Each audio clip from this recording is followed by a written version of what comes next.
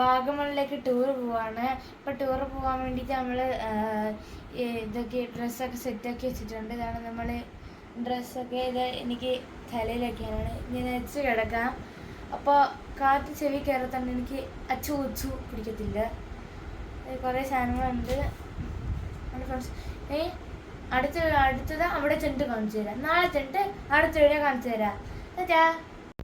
Friends, അപ്പം നമ്മൾ അങ്ങനെ വാഗമണിലേക്ക് ട്രിപ്പ് പോകാൻ വേണ്ടി റെഡിയായി നമ്മൾ ഇതേ പൊയ്ക്കൊണ്ടിരിക്കുവാണ്. ഇത് പത്തനംതിട്ടയാണ്.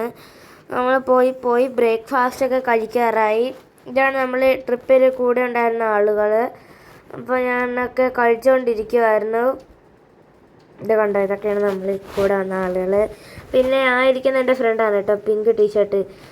പിന്നെ ഞാൻ ഫുഡൊക്കെ കഴിച്ച് ഞാൻ കൈയൊക്കെ കഴുകി പോയിരിക്കുവാണ്.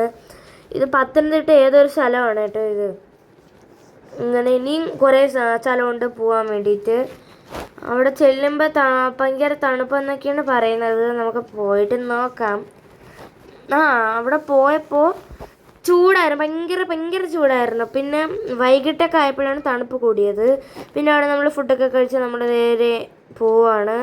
നമ്മളവിടെ റൂമൊക്കെ സെറ്റ് ചെയ്തായിരുന്നു. റൂമിലൊക്കെ പോയി ഡ്രസ്സൊക്കെ മാറ്റി നമ്മൾ അവിടെ നിന്ന് ട്രക്കിങ്ങിനൊക്കെ പോയി കേട്ടോ. 2 ജീപ്പ് ഉണ്ടായിരുന്നു.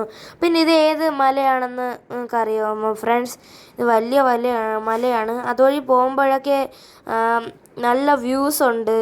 അവിടെ കുറേ മലകളും ഇതൊക്കെ കാണാൻ പറ്റും. ഇവിടെ തൊട്ട് ഭയങ്കര തണുപ്പാണ്. അങ്ങനെ നമ്മൾ ചെന്ന് ട്രക്കിങ്ങിന് വേണ്ടി ജീപ്പൊക്കെ വന്നു.